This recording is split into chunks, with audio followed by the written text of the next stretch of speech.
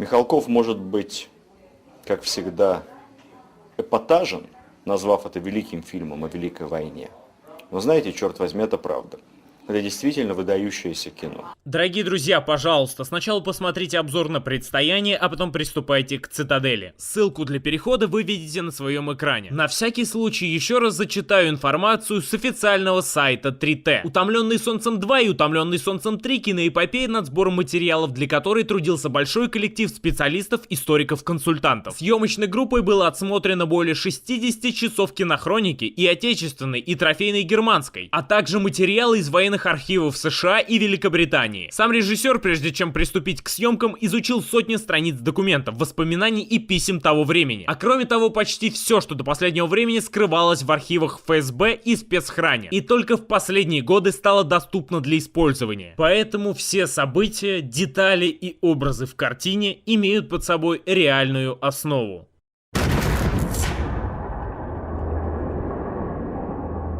Стартовать долгое повествование, как мне кажется, нужно с постера к новой части великого фильма о Великой войне. Многие углядели в нем аналогию с постером к Варкрафту, но почему-то я подумал о фильме «Фредди против Джейсона». Ну или о игре «Сталин против Марсиан», ведь у фильма абсолютно столько же общего с реальностью. И немного про слоган фильма, который утратил былой огонь. Сейчас им является лишь приказ 227. И я думаю, это неспроста. Может, данный приказ хоть как-то повлияет на ситуацию предстояния, в коем все советские солдаты сплошь трусы, ублюдки да предатели. У них нет мотивации защищать страну, да и плевать на собственных детей. И лишь курсанты со штрафниками под угрозой расправы атакуют немецкие танки с помощью штыков. Как ни странно, «Цитадель» начинается с кадров рождения комара, который в виде не особо качественной графики кусает солдат. Далее нам демонстрируют восседалище немца. Он блаженствует в цитадели, ему тепло и хорошо. Он слушает Вагнера, играется с мышкой, покуривает трубку и попивает горячий чаек из нового сервиза. В то время как советские солдаты сидят в бруствере, судя по всему, уже долго сидят, ведь все же бруствер — это необычный окоп с кроватями вместо противотанковых ежей. Ну а кругом грязь, никакой музыки, да и нет изысков вроде сервиза. У немца, к слову, 2 пулемета. Классический МГ-42 и, видимо, произведение нацистских West Coast Customs. Тяжелый пулемет с оптическим прицелом. Снайперскую винтовку солдат не захотел от того, что разброс пуль и так минимален. Его у пулемета вообще почти нет. А выживают советские солдаты только из-за плохо нарисованного комарика. Вот только вот башка моя была, смотри. Вот они все 3. Вот все 3. Вот 3, вот 2 глаза и лоб. Ой-ой-ой. Симё Хаюхи, Владимир Зайцев, Матиас Хетценауэр. Ребят, без вариантов. Такая-то кучность стрельбы на таком-то расстоянии. Далее нас переносят в штаб, где все кому ни попадя бухают. Тут тебе и генералы, и капитаны, и майоры, и баба какая-то. Также какой-то ужратый военный, которого рядовой пытается задушить подушкой. Командир штрафников, что в предстоянии на машине своего переехал. Удивительно, что вместе с ними немецкие пленные не бухают. Хотя я уверен, эти сцены просто на монтаже срезали. Видимо, я один читал про частичный запрет на потребление водки во время Великой Отечественной войны. Видимо, я один знаю, как относились к водке командующие. Например, после случая в Луганской области, где немцы пьяных солдат пожгли. Да и до этого случая. Но в фильме Михалкова командующие дебилы, и они сами жрут водку. Специально в огромных количествах. Для того, чтобы неудачно шутить. Ты же обещал, что эту гребаную цитадель возьмешь к 1 мая. Не взял. А ты с генералом Лепаковым ее взял? Когда он тут полгода вместе с раком стоял, пока я его не сменил. Он ее взял? Объясните, в чем трудность ее взять? Было бы неплохо рассказать, для каких целей и где в 43-м подобное было, но тем не менее. Слово «артиллерия» что-либо говорит режиссеру Михалкову и его уважаемым сценаристам, кои перелопатили тонны секретных материалов, но не удосужились включить банальную логику. В 43-м, наверное, Гыбня не разрешал применять артиллерию, ведь людей было мало, снарядов было много, но стандарты по истреблению собственных же солдат нужно было держать. Объявляю боевую задачу. Захватить плацдарм вблизи цитадели. Это что, шутка, товарищ генерал? А я тебе что? Я сейчас похож на клоуна? Нет, на них похожи сценаристы, а ты похож на пьяного дебила, кое в то суровое время до 43-го вряд ли дожить могли. Всем налито. Отдав наитупейший приказ в истории вооруженных сил после приказа Грачева, само собой, генерал продолжает жрать водку. И вот что интересно, всех честных и порядочных Гыбня сажает за выдуманные проступки, а всех ублюдков и мразей за настоящие преступления жалуют. Что уж там, даже в звании повышает. Это бессмысленно, товарищ генерал. Твою мать! И 15 минут от фильма не прошло, но от истерик героев уже болит голова. Генерал начинает кричать, мол, смотрите, дурак, смысл ищет в приказах. Вся советская армия не ищет, трупами из катапульт валит, а тут один выискался. Естественно, адекватные люди в советской армии не нужны, поэтому генерал достает пистолет и под угрозой убийства приказывает выполнить абсолютно бессмысленное со всех точек зрения логики здравого смысла суицидальное задание. Так точно. За советом командир, естественно, идет к Котову в личную норку. Взять цитадель атакой в лоб. Ну чё, опять что ли запил? В хлам. Генерал сраный.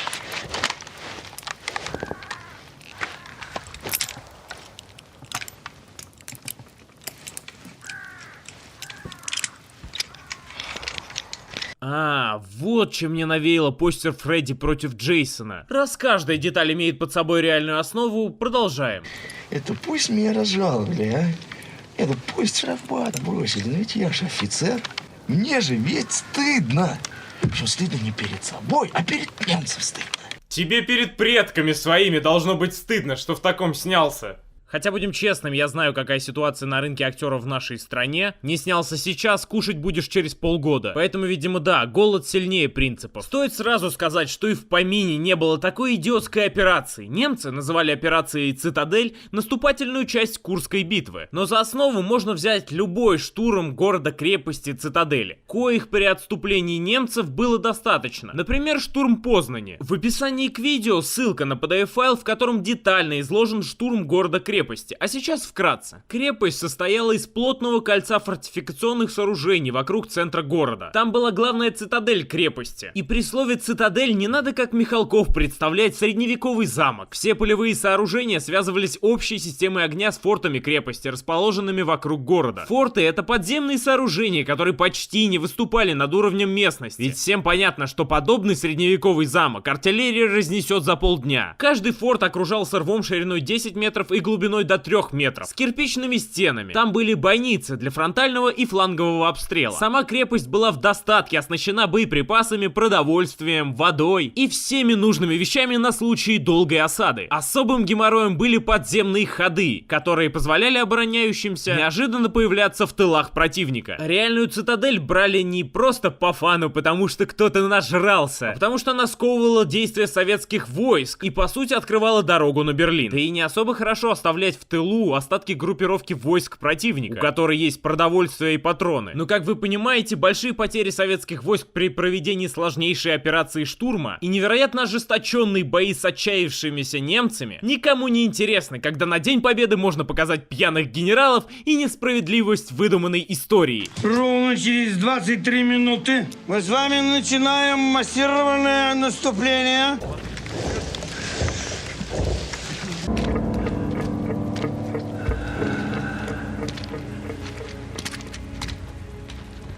Штрафники.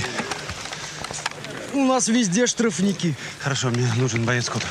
Котов, словно пес охотника, по запаху чувствует приближение Гыбни. За год это поднаторел несправедливостью, знает, как пахнут, поэтому за версту почуял и не прогадал. Именно эта фора позволила ему скрыться от Мити. Но никто еще не убегал от злобы советов, ведь трупы для катапульт нужны всегда. Ай, заградотряд, блядь. А солдаты заградотрядов случаем со штрафниками в одних кроватях не ночуют, в туалет с ними вместе не ходят, тыкает дулами автоматов в спину. Какой правды мы еще не знаем. Котов, ну подожди, куда ты? Нет. Котов понимает, что слева, справа, сзади, сверху, везде Гыбня. И лишь у немцев ее нет, поэтому поднимает солдат раньше намеченного срока и бежит в атаку. Он уверен, артподготовки не будет. Ну а если что, это советское командование загубило солдат, а не дебил Котов. Почему без команды товарищ генерал-майор. А кто должен знать? К слову, заметьте, на каком возвышении находятся немцы. Визуально оценивая их дислокацию, становится очевидным. Позиции советских войск как на блюдечке. Но никакой артиллерии, никаких авиаударов, даже снайперов они не используют. Единственный раз пулеметчик стрельнул, промахнулся и забыл. Ну с миром же пришли, шоколадки раздавать. Митя бежит за Котовым, но после первого разрыва снаряда хочет вернуться обратно в окоп, где уже выставлены солдаты с пулеметами наперевес. Заградотряд злобно орет, брызжет слюнами и стреляет в спины наступающим штрафникам, сокращая личный состав советских войск в разы лучше вермахта.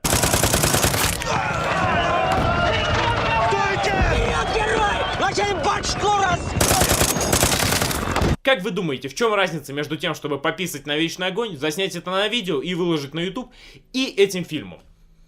Видео для YouTube не будет стоить больше 40 миллионов долларов. На видео из YouTube школьников силком не загонят. Видео из YouTube не будут смотреть ветераны. Я в курсе, что в дебильном сериале «Штрафбат» заградотряд чуть ли не быстрее штрафников занимал позиции немцев. Ну, чтобы расстрелять своих наступающих. Ни создатели «Утомленных солнцем», ни создатели «Штрафбата» не удосужились прочитать мемуары или книги по теме. Да что уж там, им даже на Википедию было залезть лень. У них своя история, но жрать ее нам. На самом деле одно из двух: жадность или тупость. В надежде того, что кто-либо из создателей этих чанов с отходами смотрит рецензию на свое убогое детище, хочу заявить: из всех прочитанных мемуаров только один солдат видел заградотряд. И не потому, что он единственный выжил под пулеметным огнем из Максима в спину, а потому что его оглушило, а как позже выяснилось, заградотряду было приказано пополнить ряды тех, кто двинулся в атаку. И надо сказать, заградотряды думали, в отличие от сценаристов, ведь если солдат захотел стать дезертиром, он вряд ли побежит к немцам, там в него стреляют. В окопы к своим тоже вряд ли, могут не понять. Скорее он побежит к лесам, дорогам, станциям. Именно туда направлялся заградотряд. Это ведь так логично, в отличие от всего происходящего на экране. И туда ушел мой начальник. Его надо вернуть. Какой начальник? Какой? Полковник НКГБ. Все по трибунал.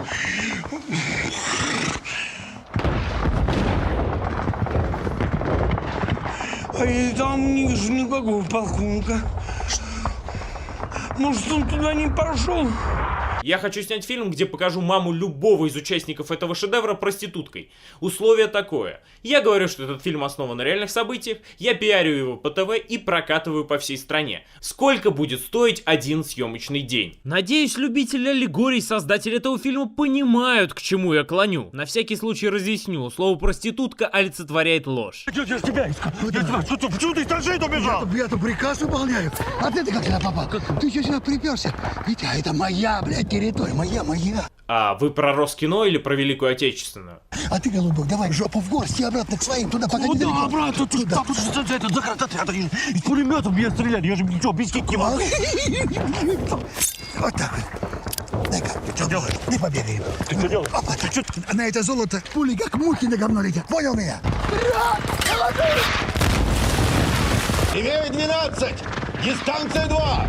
Учитесь все! Ох, пожалуй, хватит полноценных отрезков из этого фильма. Тем более на этом вся война заканчивается. Нас переносят в госпиталь, где жирный водила, непонятно зачем приехавший и непонятно что желающий, пытается отбиться от медсестричек и раненых, которые в безумном неадеквате что-то орут и что-то хотят, что именно нам тоже не поясняют. Но они как бы должны быть правы. Жирный сальный водила начинает бить раненых костылями и вдруг получает пулю от представителей справедливости и мозгов в фильме. Котовых. А если быть точнее, от 12-летней Нади. Она, товарищ командир, убила! Котова, контуженная она. В следующий раз в лоб таких стрелять надо. И это была история о том, как, не выяснив ничего, люди отняли автомобиль у солдата. Тут же рядом нам демонстрируют трагедию другой дочери Михалкова. Безымянной брюхатой, которая никому не нужна, ее никуда не вывозят, и, дескать, поливали мы на тебя. В стране, где население врагом вырезалось в таких количествах, новые дети были не нужны, тут нет места состраданию, лишь Котовы могут помочь. Куда? Несмотря на все протесты раненых мужиков, которые, видимо, важнее беременной, она усаживается на свободное место, которое изначально было, но никто не занимал. И в итоге оказывается зря, ведь на колонну нацелились плохо нарисованные старые знакомые 3D Max модели. И вот что удивительно, сравните кадры из фильма с бюджетом более 40 миллионов долларов и кадры из док-сериала, который сделали для ТВ, у которого бюджет был явно не такой большой. В пример также можно привести короткометражку Федерико Альвареса под названием «Приступ паники». Стоила она $300. Ну да ладно. Бомбы начинают рваться, жирный водила начинает психовать, дочь Михалкова начинает рожать, а мужики в авто начинают кричать. Немцы же продолжают использовать всю мощь своей плохо нарисованной авиации. Водила, что логично для советского солдата, отбирает костыли у раненого, бросает беременную и пытается убежать в лес. Но на этот раз в образе справедливости выступает не Котов. Я побаиваюсь, но судя по всему его дальний родственник. После восстановления справедливости процесс родов занимает свое первое и полноправное место в фильме о Великой войне. Зритель узнает, как это перевязывать пуповину, и во всех подробностях увидит, что будет, если надрезать ее лезвием. Девка! Нет! А кто? Давай.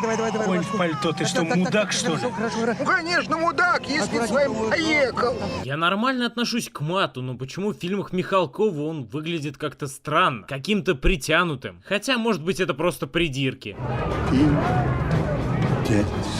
Правильно, товарищ Арсентьев? Правильно, блядь. Непрерывная бомбежка, огромные потери личного состава, раненые. В таких условиях возникает один важный вопрос. От кого ребенок? Наш. Немец.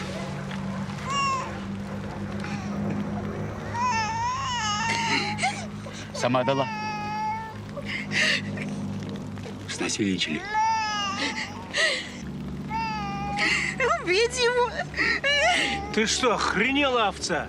Я на него свою рубаху извел, а ты? Вот, дорогой зритель, правда о войне. Этот ублюдок, скорее всего, твой прадед. Или мой прадед. Все эти ублюдки почему-то выиграли войну, вопреки другому ублюдку. А это все подарочек ветеранам, дабы не забывали, с какими ублюдками бок о бок воевали. Спасибо вам, Никита Сергеевич, за этот подарочек. Его как назовем? Ганс. Иосифом. В честь Сталина. Виссарионович, не знаю, кто из нас здесь мудак. Я бы сказал, кто, но после обзора фильма «Билет на Вегас» я узнал, что за это засудить могут. Казалось бы, что еще может случиться в этой куче мата, клоунады, быдлячества и ублюдства?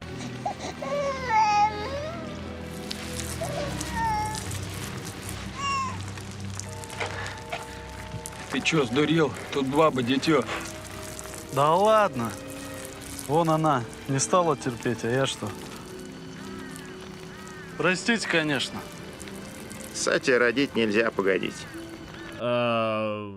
Посав, герои узнают, что, оказывается, была бомбежка. И большинство людей убито, а самые удачливые на заднем плане корчатся. Причем бомбардировка была довольно странная. Вместо бомб, судя по всему, применяли шары для боулинга, которые просто понаделали дыр в земле, но не нанесли урона машине. Вот. Спасибо, Иосиф Виссарионович. За наше счастливое детство.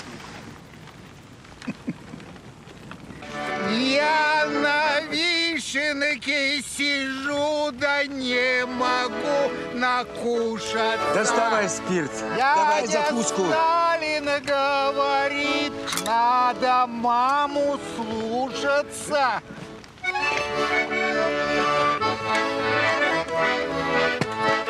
Ну знаете, тут рядом друзей ваших разорвало, сограждан, сослуживцев. Все они кричат и ждут помощи. Но это же просто аллегория. Дескать, жизнь рождается в войне. Наконец-то я знаю, что ответить герою Миронову в предстоянии. А где наши танки? А? Где наши красные соколы наши? Где летчики-герои наши? Где они, суки? Где самолеты-то их? Где они? Ах вы! Понимаешь, там в штабе кто-то родился, и как бы они празднуют. Это аллегория такая. Извиняй. Маленький микрофильм внутри фильма с Мироновым и кремлевскими курсантами.